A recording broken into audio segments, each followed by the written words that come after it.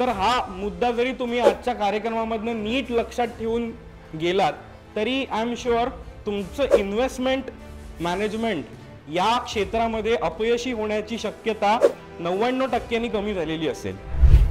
Most of लोक व्यावसायिक किंवा नोकरदार वर्ग असतो, आपल्याला पैसे कमावणे ही गोष्ट माहिती आहे. गुंतवणुका हे पैसे कमावण्याचं माध्यमच नाही आहे, हे पैसे निर्माण करण्याचं माध्यम आहे.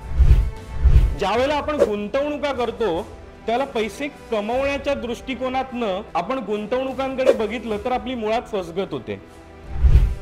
SWP करण्यासाठी पहिली गोष्ट म्हणजे गुंतवणुका स्थिर राहणं हे गरजेचं आहे. आणि गुंतवणुकांमध्ये सगळ्यात मोठा शत्रू कोण माहितीये का? आपण स्वतः. तर फ्लो टाकी भरण्याचा मोठा आहे आणि विड्रॉवलचा फ्लो छोटा आहे. ज्या क्षणी आपण हे उलट करू त्या क्षणी आपण SWP सिस्टीम मधनं पैसे बसाबस काढायला लागू.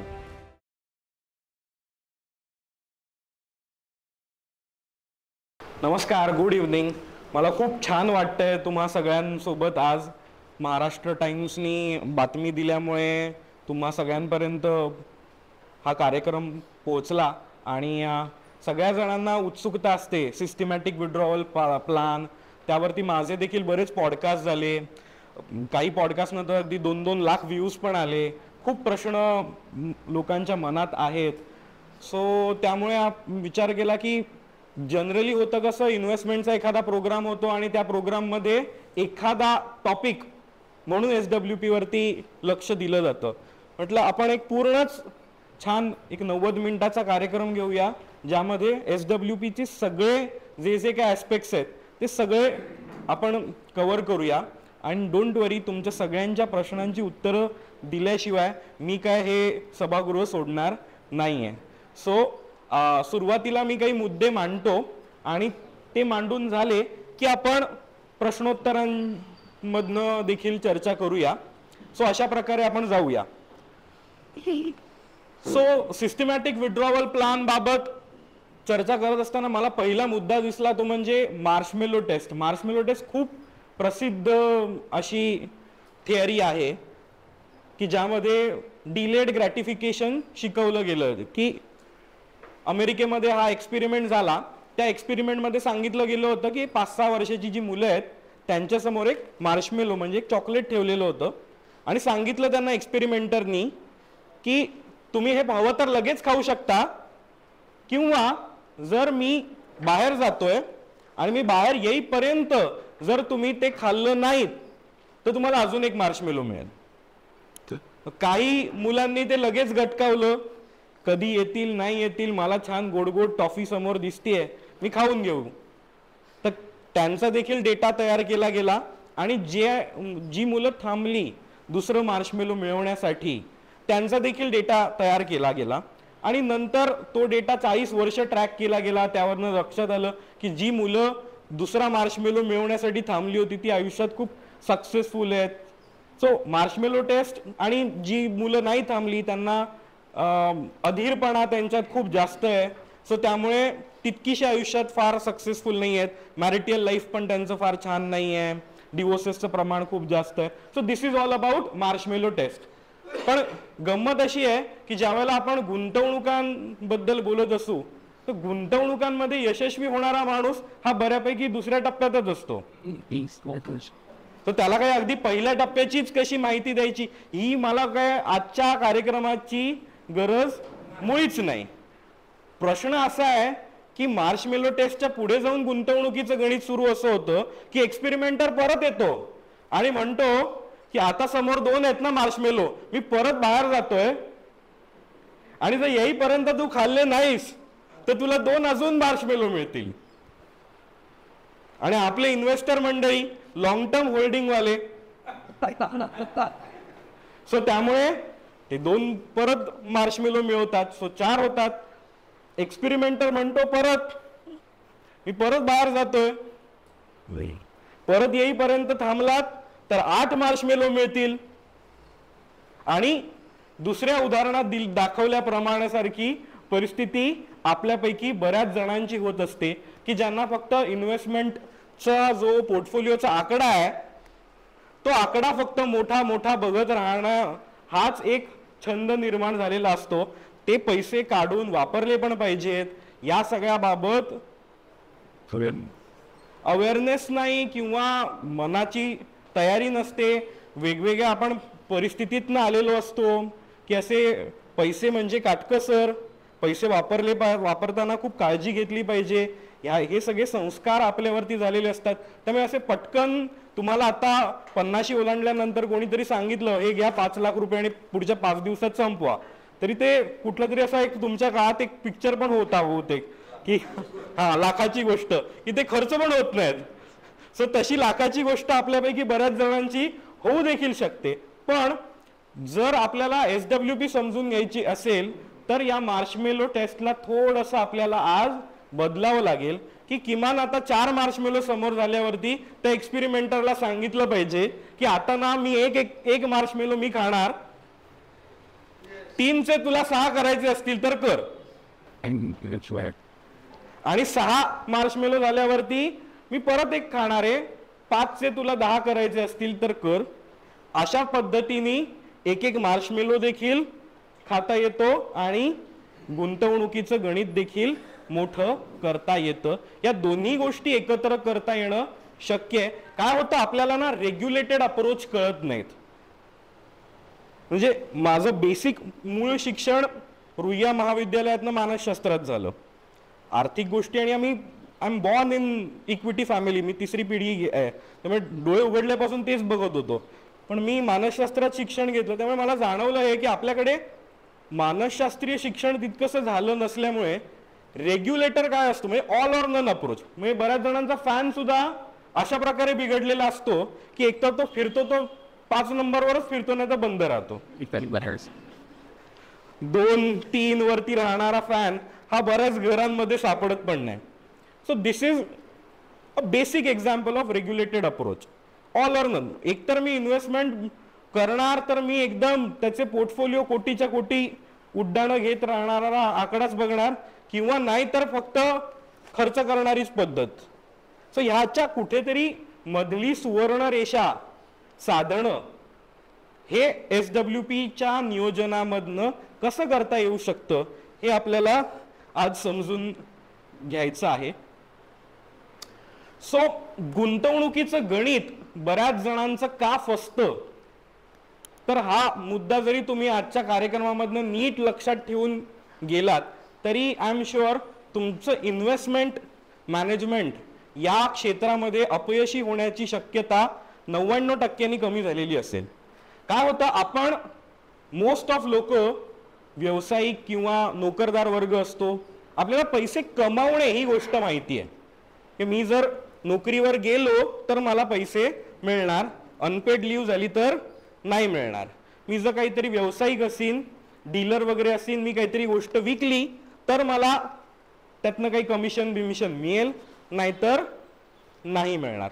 सो ही सगळी सिस्टीम कसली आहे, पैसे कमविण्याची. ज्यावेळेला आपण गुंतवणुका करतो त्याला पैसे कमवण्याच्या दृष्टिकोनातनं आपण गुंतवणुकांकडे बघितलं तर आपली मुळात फसगत होते. कारण का तर गुंतवणुका हे पैसे कमवण्याचं माध्यमच नाही आहे, हे पैसे निर्माण करण्याचं माध्यम आहे. इकडे पैसे जनरेट होतात, इथे पैसे कमवायला यायचं नसतं. पण बरोबर आपण उलट करतो की माझा पोर्टफोलिओ मी 10 लाख गुंतवले, आता पटकन 10% मार्केट वाढलं, 1 लाख फायदा आहे, चला बुक करूया. सो हे थोडस शिकारी सारखं अप्रोच झाला. सो मानववंशशास्त्रामध्ये ज्या वेळेला टप्पे येत गेले त्याला पहिल्या टप्प्यामध्ये आपण शिकारी करत होतो, पण नंतर जाणवलं काय की शिकारी करत राहणं हे तितकंसं सेफ नाही. मग त्याला एक सिस्टीम लावून माणूस पशुपालनाकडे वळला. सो पैसे कमावणं हा थोडासा शिकारी माणसाचा अप्रोच आहे, आणि गुंतवणुकांकडे ज्याला आपल्याला बघायचं असेल तर आपल्याला जरा पशुपालनाच्या दृष्टिकोनातनं बघावं लागतं, वेअर वी जनरेट मनी. पैसे कमावणाऱ्या काही लोकांना एकत्र आणून ते त्यांचे पैसे कमवण्यासाठी म्हणून नोकरी करतील, व्यवसाय करतील, आणि या सिस्टीम मधनं जो प्रॉफिट निर्माण होईल की प्रॉफिट निर्माण करणारी जी सिस्टीम आहे ते सिस्टीमची ओनरशिप आपल्याकडे घेणं, दॅट इज जनरेटिंग मनी. ते पैसे निर्माण करणं आहे. आणि कर्मसिद्धांतामध्ये दोन महत्वाचे सिद्धांत आहेत की एक म्हणजे क्रियमाण कर्म, की मला तहान लागली मी लगेच पाणी प्यायलं तर ते क्रियमाण कर्म आहे, लगेच तहान भागली जाते. मी मजदूर आहे, मी दिवसभर काम केलं, घाम सुकायच्या आत मी उभा राहिलो, जी काय दिहाडी आहे माझी ती मिळून गेली, दॅट इज क्रियमाण कर्म. नोकरी महिनाभर काम केलं लगेच पैसे मिळाले, क्रियमाण कर्म. संचित कर्म ही गुंतवणुकांचं माध्यम आहे. संचित कर्माचं उदाहरण काय? फळबागा, आंब्याचं झाड. तुम्ही आंबा काल पेरलात, महिन्यात, 2 महिन्यात, 5 महिन्यात आंबा लागेल का त्याला? काही वर्ष वाट बघावी लागेल. सो इकडे सिस्टीम लावण्यासाठी इथे लगेच शिकार केल्या केल्या बक्ष मिळतंय, क्रियमाण कर्म, संचित कर्म. सो तुम्ही गुंतवणुकांमध्ये यशस्वी व्हायचं असेल आपल्याला, तर आपल्याला संचित कर्माची टेस्ट डेव्हलप करणं गरजेचं आहे. एखादा स्टील फॅक्टरी उभी करायची आहे, आपण जर इन्व्हेस्टर आहोत स्टील फॅक्टरीमध्ये, तर हे पैसे दिले तर तो लँड घेतोय, 5 वर्ष तर त्याचा कारखाना उभा करायलाच जाईल, 5-6 वर्षानंतर पहिली स्टीलची सळी बाहेर पडेल. तोपर्यंत जे कर्म चालू आहे ते कर्माचा संचय सुरू आहे. सो या दृष्टिकोनातनं जर आपण गुंतवणुकांकडे बघत असू तरच SWP करण्यासाठी पहिली गोष्ट म्हणजे गुंतवणुका स्थिर राहणं हे गरजेचं आहे. आणि गुंतवणुकांबाबतचा आपला विचार स्थिर राहणं अतिशय गरजेचं आहे. अन्यथा गुंतवणुकांमध्ये सगळ्यात मोठा शत्रू कोण माहितीये का? आपण स्वतः, आपल्या भावना, आपले इमोशन्स त्याच मध्ये येतात. आणि जी चालू असलेली व्यवस्थित गोष्ट आहे त्यामध्ये आपण काहीतरी आपल्या इमोशननी वेडेवाकडे निर्णय घेतो आणि आपली गाडी वेगळ्याच ट्रॅकला लागते. ते होऊ द्यायचं नसेल तर गुंतवणुकांबाबत आपण पहिलं आपल्या विचारांनी स्थिर असणं, क्लिअर असणं हे अतिशय आवश्यक आहे. सो SWP बद्दल बऱ्याच जणांना प्रश्न पडत असतो, पण त्याच्यासाठी अनेक जण म्हणत असतात म्युच्युअल फंडात गुंतवणुका करायच्या का SIPत करायच्या?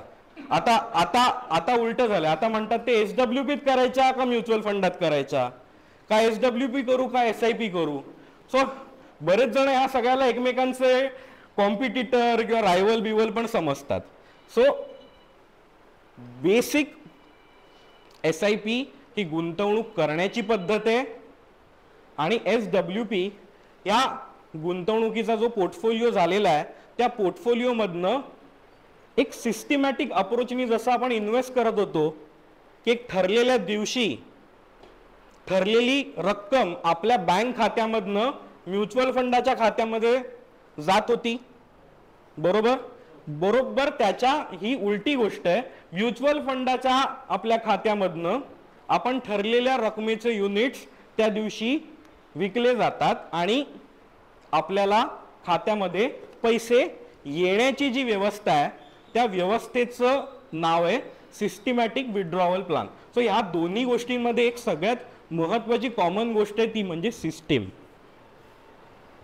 सो अनेक जण म्हणतात की SIP मग मी 10,000ची करतो, पण कधी कधी मला वाटलं तर ते मी 8,000 भरले तर चालतील का? तर ती सिस्टीम आहे ना.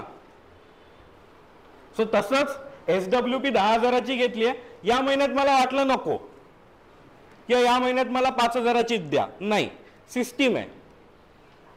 इधर तुम्ही ती सिस्टीमच थांबवू शकता किंवा अशा प्रकारे जर त्यात काही ऑल्टरेशन्स करायचे असतील तर अजून वेगवेगळ्या फंडांमधनं छोट्या छोट्या SWP आणि मग त्या काही थांबवणं, असे बरंच क्रिएटिव्हली या सगळ्या माध्यमामध्ये बरंच काम करता येऊ शकतं. पण बेसिक मुद्दा आहे की SIP आणि SWP हे एकमेकांच्या अपोजिट आहेत. SIPनी पोर्टफोलिओ क्रिएट होतो आणि SWP मधनं पोर्टफोलिओ मधनं आपण पैसे विड्रॉ करून घेत असतो. आता SWP ही पूर्णपणे कशावरती अवलंबून आहे हे प्रिन्सिपल मला या इमेज मधनं मांडायची इच्छा आहे की इथे जर तुम्ही बघाल तर फ्लो टाकी भरण्याचा मोठा आहे आणि विड्रॉवलचा फ्लो छोटा आहे. ज्या क्षणी आपण हे उलट करू त्या क्षणी आपण SWP सिस्टीम मधनं पैसे बसाबस काढायला लागू. सो त्यामुळे ते जोपर्यंत आपण जो आपल्याला पोर्टफोलिओचा रिटर्न काय आहे, सो आता अगदी गेल्या 10 वर्षाचं जरी आपण गणित बघितलं तर साधारणपणे म्युच्युअल फंडांनी 17-18% रिटर्न्स दिलेले आहेत. पण फ्युचर प्रेडिक्ट करायचंय, सो जे पास्ट रिटर्न आहेत तसेच्या तसे धरून आपल्याला चालणार नाही. मग इन्व्हेस्टमेंटवरचा रिटर्न कुठल्याही देशाचा कसा मानला जातो, तर त्या देशाचा GDP काय आहे. सो आपल्या देशाचा GDP ची जी नॉमिनल ग्रोथ आहे ती नॉमिनल ग्रोथ ही 12 ते 13% वाढते. सो त्यामुळे विथ बेटर मॅनेजमेंट सिस्टीम एक 2% आपण जर त्याच्या बेटर रिटर्न्स मिळवले आणि 15% जर हे कॅल्क्युलेशन ऑन ॲन ॲव्हरेज पकडलं. आता अनेक जण म्हणतील आम्ही ते इंडेक्स फंड प्रमाणे 11 आणि 12% तुम्ही हवं ते पकडू शकता, गणित आहे ते जो आकडा टाकू त्याप्रमाणे बनत जाईल. पण एक कॉमनली नीट समजून घेण्यासाठी म्हणून आपण पुढची जी काही कॅल्क्युलेशन्स करू त्याला रिटर्न ऑन इन्व्हेस्टमेंट 15% प्रमाणे कॅल्क्युलेट जर केलं आणि 0.5% जर विड्रॉवल ऑप्शन ठेवला एव्हरी मंथ, म्हणजे आपण वर्षभरात किती काढून घेतोय 6%. सो 6%चं विड्रॉवल होत आहे आणि 9% पोर्टफोलिओ देखील वाढ होतो. म्हणजे 15% पाणी भरलं जात आहे आणि 6% काढलं जात आहे. सो दॅट 9% पोर्टफोलिओमध्ये वाढ देखील होत जाते आणि मी पैसे वापरासाठी काढून देखील घेतो. आता हे करण्यासाठी इन्व्हेस्टमेंट मॅनेजमेंट सिस्टीम्स प्रमाणे अनेक वेगवेगळ्या पद्धती आहेत. त्या पद्धतींचा काहीही विचार न करता यूट्यूब चॅनल्सवरती, यूट्यूब चॅनल माझा पण आहे, पण अनेक मंडळी अशा प्रकारे सांगतात की सगळ्यात जास्त रिटर्न असलेला फंड कुठला आहे, मग कुठला तरी व्हॅल्यू डिस्कवरी वगैरे असा स्मॉल कॅप फंड दिसतो, ते जो 1-2 वर्षापूर्वी दिसत होता. आता तर स्मॉल कॅप खूपच डेंजर अवस्थेत आहे. पण जनरली काय लोक बघतात पास्ट रिटर्न, मग जो सगळ्यात जास्त रिटर्न दिसलेला फंड आहे तो घ्यायचा आणि त्याच्यामध्ये SWP सुरू करून टाकायची. ज्यांनी हे असे प्रकार करून हे व्हॅल्यू डिस्कवरी आणि स्मॉल कॅप मध्ये 2 वर्षापासून केलं तर झालंय काय, 2 वर्षामध्ये हे स्मॉल कॅप फंड 20% खालती आहेत. आणि ही मंडळी कॅल्क्युलेट पण करत काय होती, हा फंड 24% रिटर्न देतोय, कारण का ह्यांनी गेले 10 वर्ष ॲव्हरेज 24% रिटर्न दिलाय. सो आम्ही 12%चं विड्रॉवल 1%चं विड्रॉवल करू. सो या मंडळींनी 2 वर्षामध्ये 24% विड्रॉवल पण केलंय आणि 20% पोर्टफोलिओनी नेगेटिव्ह रिटर्न पण दिलेत. म्हणजे तुम्ही इमॅजिन करा 2 वर्षातच 100 रुपयाचे 56 रुपये झालेले आहेत. सो अशा प्रकारे फक्त पास्ट रिटर्न्स बघून किंवा कुठला फंड जास्त रिटर्न देतोय त्यावरती SWP घेणं हे मुळातच आर्थिक शहाणपण नाही मित्रांनो. जसा एअरपोर्ट वरती आपल्याला एक धावपट्टी असते की नाही, हो की नाही. सो विमान जर आपण प्रवास करायला जात असू तर आपण पहिली प्रतीक्षालयात थांबतो, अर्धा तास 1 तास आधी पोहोचतो आणि मग आपल्याला सोडतात. मग ती धावपट्टीवरनं विमान टेक ऑफ करतं किंवा लँडिंग देखील होतं तर ते त्या धावपट्टीवरती होतं ना. मी कोथरूडला राहत असेल तर आलं कोथरूड, जरा मला उतरवा इकडे, माझी बिल्डिंग दिसते, उगाच परत ते एअरपोर्ट वर जा मग उलट जा असं आपण नाही ना करत. सो तसंच गुंतवणुकांमध्ये देखील विचार करत असताना आपल्याकडे हा प्लॅटफॉर्म म्हणजे ही धावपट्टी ही डेट फंडांची असणं ही अतिशय गरजेची आहे. अनेक जण म्युच्युअल फंड गुंतवणुका म्हणजे फक्त इक्विटी फंड आणि किती जास्तीत जास्त रिटर्न मिळणारा फंड हे मिळतोय म्हणजेच उत्तम इन्व्हेस्टमेंट. मित्रांनो, आपली खूप मोठी फसगत या एका मूल प्रिन्सिपलनी होतोय की आपण फक्त रिटर्न चेस करण्यासाठी गुंतवणुका करत नाही.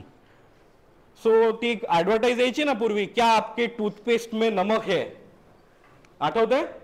मला दरवेळेला विचारावं असं वाटतं प्रत्येकाला, कोणी इन्व्हेस्टर भेटला किंवा त्यांनी जर पोर्टफोलिओ दाखवला तर मला पहिली बघायची इच्छा असते, क्या आपके पोर्टफोलिओ में डेट है. कारण का हा डेट फंडांचा जो प्लॅटफॉर्म आहे हाच आपला रनवे आहे. इथेच आपलं इक्विटीचं विमान लँड देखील करता येऊ शकतं, इकडनंच ते टेक ऑफ देखील करायचं असतं.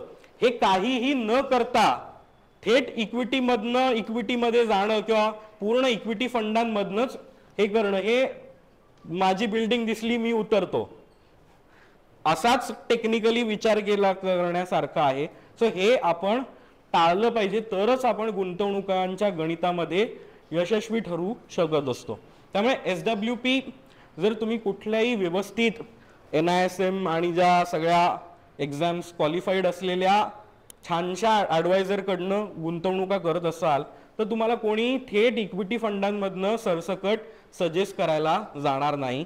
त्याच्यामध्ये ॲटलिस्ट 2 बास्केट आणि आयडियली 3 बास्केट्स क्रिएट करणं आवश्यक असतं. आता कुठली 3 बास्केट तयार करायची आहेत, तर माझी किमान पुढची 2 वर्ष SWP जाईल इतकी रक्कम डेट फंडांमध्ये असली पाहिजे आणि त्या डेट फंडांमधनं माझी SWP रन होते. म्हणजे काय, तर समजा 20,000 रुपयाची SWP माझी चालू आहे, तर एका वर्षासाठी लागणारे 2,40,000, 2 वर्षासाठी 4,80,000, म्हणजे साधारण 5 लाख रुपये तरी माझ्या डेट फंडांमध्ये असले पाहिजेत आणि तिकडनं विड्रॉवल आलं पाहिजे. सो हे झालं फर्स्ट बास्केट. आणि सेकंड बास्केट हे इक्विटी फंडांचं राहील, सो दॅट पुढची 2 वर्ष तरी इक्विटी फंडांमधनं थेट विड्रॉवल आपलं होणार नाही. लक्षात येतोय मुद्दा? अन्यथा जर आपण इन्व्हेस्टमेंट करतोय आणि लगेचच त्याच्यातनं विड्रॉवल करत असू तर आपल्या कॅपिटल इन्व्हेस्टमेंटच्या देखील खालच्या व्हॅल्यूवरती विड्रॉवल होत राहतं आणि मग बरेच जण घाबरतात की अरे SWP मध्ये माझं कॅपिटलच सगळं जातंय आणि हे काही बरोबर नाही चाललं, आणि 4-5 महिन्यामध्ये SWP बंद पडते. कारण का तर हे अनक्वालिफाईड आणि प्रोफेशनल नसलेल्या व्यक्तींनी स्वतः केलेलं किंवा अनप्रोफेशनल माणसाकडनं नियोजन करून घेतल्यामुळे होतं.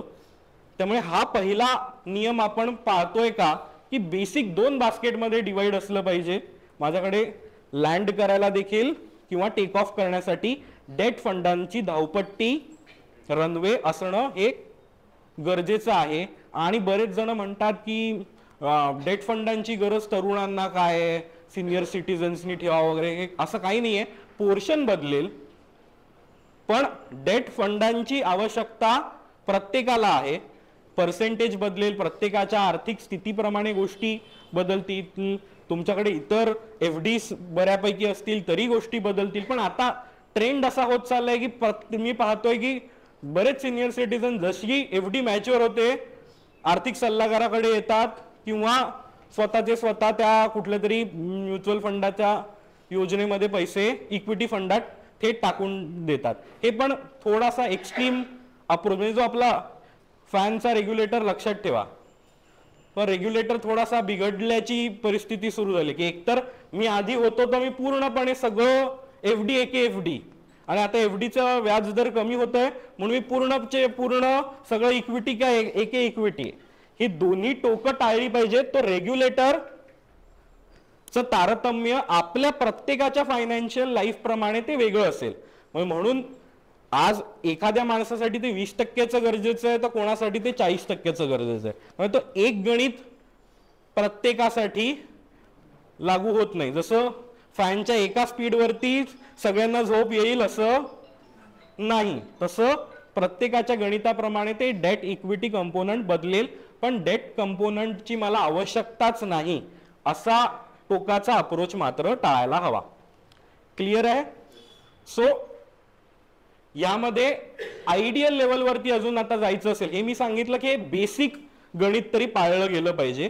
आणि त्यामध्ये होईल काय की माझ्याकडे आता 3 किंवा 4 महिन्याच्याच SWP जातील, असे 50-60 हजार रुपयेच त्याच्यामध्ये उरलेत, तर काय करायला हवं, पुन्हा माझ्या 1.5-2 वर्षाची तजवीज इक्विटी फंड मधनं डेट फंडांमध्ये करायला हवी. आणि ती कधी करायची आहे, तर आयडियली ज्या वेळेला निफ्टी पी रेशो 25च्या जवळपास किंवा त्याच्या पल्ल्याड असेल, हा एक इंडिकेटर मानला जातो. पीई म्हणजे काय, तर प्राइस टू अर्निंग, किती प्रमाणात उत्पन्न मिळवणाऱ्या कंपनीला किती पट भाव दिला जातो. सो भारतामध्ये साधारणपणे मानलं गेले की एकदम प्रीमियम व्हॅल्युएशन म्हणजे किती, तर 25 ॲव्हरेज लेवलवर. त्या आता प्रत्येक सेक्टर प्रमाणे ते बदलतं. कन्झम्पशन कंपन्यांमध्ये 55-60चं पी पण काय म्हणता येईल अगदी ॲव्हरेज नॉर्मल मानलं जातं. तर स्टील कंपन्या वगैरे याचं 10 पण पी म्हणजे बापरे खूपच महाग झाली असं मानलं जातं. पण ह्या प्रत्येक सेक्टर प्रमाणे बदलतं. पण एक ॲव्हरेज लेवलवरती जर आपण बघू की आता म्हटलं जातं की आता मार्केट जरा एक्सपेन्सिव्ह आहे, याबद्दल बरेच जण चर्चा करतात. हे बरेच जण आपला इंडिकेटर बघतात, मी कितीला इन्व्हेस्ट केलेलं, मी 60,000ला इन्व्हेस्ट केलेलं आणि आता मार्केट 82,000 आहे म्हणजे मार्केट एक्सपेन्सिव्ह झालंय. हे गणित पुरेसं नाही आहे. तर त्याची एक जस्ट उदाहरण सांगतो. कोविड नंतर जे मार्केट 64-66 हजार झालेलं होतं, त्यावेळेला हाच पीई व्हॅल्युएशन 29च्या पल्ल्याड होतं. आणि आता ज्या वेळेला हे इलेक्शन आणि त्या सगळ्या टप्प्यामध्ये मार्केट ज्याला वाढत होतं, 70,000 ते 82-84 हजारचं सेन्सेक्सची घोडदौड आपण बघितली, तर त्यावेळेला जे 75-78 हजारच्या लेवलवरती ज्यावेळेला हे होतं, त्यावेळेला पीई व्हॅल्युएशन आपलं 18 आणि 19चं होतं. सामान्य माणूस काय म्हणेल, 64 हजाराचं मार्केट स्वस्त होतं आणि 78 हजाराचं महाग आहे. पण इक्विटी मार्केटच गणित उलट करतं, ते म्हणतं 78 हजाराचं मार्केट आता स्वस्त आहे आणि तेव्हाच 64 हजाराचं मार्केट महाग होतं. का बरं? कारण का कंपन्यांचं उत्पन्न त्याला तितकं सपोर्ट करत नव्हतं. ज्या प्रमाणात कंपन्यांचं उत्पन्न वाढतंय त्या प्रमाणात हे वाढत जाणार आहे. सो त्यामुळे इक्विटी टू डेट जाण्याचं साधारण गणित काय, तर 25च्या वरती ज्या वेळेला असेल तर त्यावेळेला लँड करायला घ्यायला हरकत नसते. आता लँडिंग म्हणजे परत रेग्युलेटर लक्षात ठेवायचा, खाटकन इकडनं तिकडे असं नाही. विमान कसं येतं खालती, हळूहळू हळूहळू खालती येत जातं ना. सो 5-5% आणि प्रत्येकाच्या आर्थिक गणिताप्रमाणे ही गोष्ट बदलेल. एकदम 25-30% किंवा 100% मी इक्विटी टू डेटच गेलो आता मार्केट मला महाग वाटलं म्हणून. सो असे ऑल ऑर नन वाले गोष्टी इन्व्हेस्टमेंट मॅनेजमेंटमध्ये करणं टाळावं.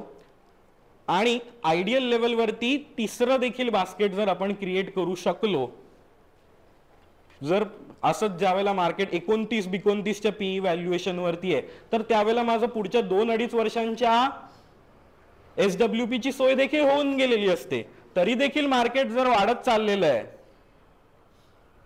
तर मला थोडं थोडं विड्रॉवल करत राहणं देखील महत्वाचं आहे, लँड करत राहणं गरजेचं. मग त्या पैशाचं मी करणार काय, त्यातनं मी तिसरं बास्केट क्रिएट करतो. मग हे बास्केट कशासाठी असतं, तर हे वाट पाहण्यासाठीचं बास्केट आहे की कधी ना कधी परत तो मार्केट आहे ते वर खाली होतच राहतं. ते परत 20-22च्या पीईच्या खालच्या प्रवासाला जेव्हा लागेल, सगळेजण असे मग आर्टिकल पाठवायला लागतील, काय जपानचं मार्केट किती वर्ष वाढलं नव्हतं वगैरे, हल्ली आर्टिकल येतात ना. मग ती जशी यायला लागली तुम्हाला की समजायचं की आता ते वाट पाहण्याचं जे 28-29च्या लेवलवरती काढून ठेवलेल्या गोष्टी होत्या त्या आता आपण परत इक्विटी मार्केटमध्ये इन्व्हेस्ट करायला हवं. अशा प्रकारे जर त्याचं नियोजन झालं तर SWP हे अक्षय पात्र होऊ शकतं.